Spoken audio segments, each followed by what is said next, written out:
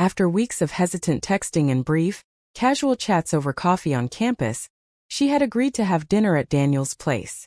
She wasn't exactly sure why she'd been putting it off. Maybe nerves, maybe uncertainty. But tonight felt like the right time. She'd imagined soft music, a warm meal, and easy conversation. What she hadn't anticipated was sitting alone in his living room, nursing a glass of water while he lay down in the other room, saying he wasn't feeling well. Minutes passed. The clock ticked louder than usual.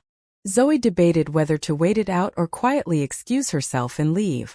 She hadn't wanted to seem impatient, but the silence was beginning to weigh on her. Then the front door creaked open. A woman stepped inside, elegant in both posture and presence. She shrugged off her coat like she owned the space. Not just the room but the energy in it. Her eyes found Zoe's immediately, curious but kind. "Oh," the woman said, her voice smooth and composed. "I wasn't expecting such delightful company tonight."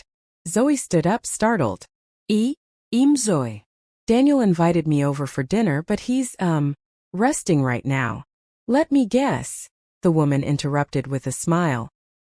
"He said he was tired, then disappeared to nap? That's so like him." Zoe chuckled, relieved by the warmth in her tone. "Pretty much exactly that. I thought he'd be back in a few minutes, but..." The woman crossed the room and sat down beside Zoe on the couch, comfortably close. "I'm Carol," she said. "Daniel's older sister." Her presence was magnetic, self-assured but not arrogant, charming without effort. Zoe couldn't quite explain it, but there was something about Carol that pulled her in. "You're even more stunning up close, you know that?" Carol murmured, her eyes locked onto Zoe's face. Zoe blinked, a surprised laugh escaping her. "And you know how to leave someone speechless, clearly." Carol tilted her head, studying Zoe with an intensity that made her skin prickle. "Or maybe," she said slowly, "you're just easy to admire." The air shifted. The space between them thickened with something unspoken, unplanned. Zoe's breath hitched as Carol reached up and gently touched her face, her fingers tracing the edge of her jaw. The touch was soft, tender, even, but undeniably bold. Zoe's voice was a whisper. "Daniel's not going to wake up, is he?" Carol gave her a confident, knowing smile. "He sleeps like a rock. Trust me." Then it happened. Their lips met, softly at first, hesitant as if testing the moment. But the kiss quickly deepened, an urgent hunger building between them. It was fire and curiosity, risk and release. Zoe wasn't sure when her hands began exploring, or when Carol's arms drew her in. But the connection was real. Unexpected, yes, but real. It was a moment of stolen electricity, one they both knew could be interrupted at any second, and yet neither one pulled away.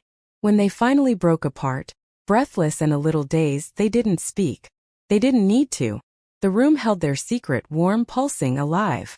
Carol rose, effortlessly composed. Zoe followed slowly, gathering her things with a still shaking hand. She paused at the door, looking back one last time.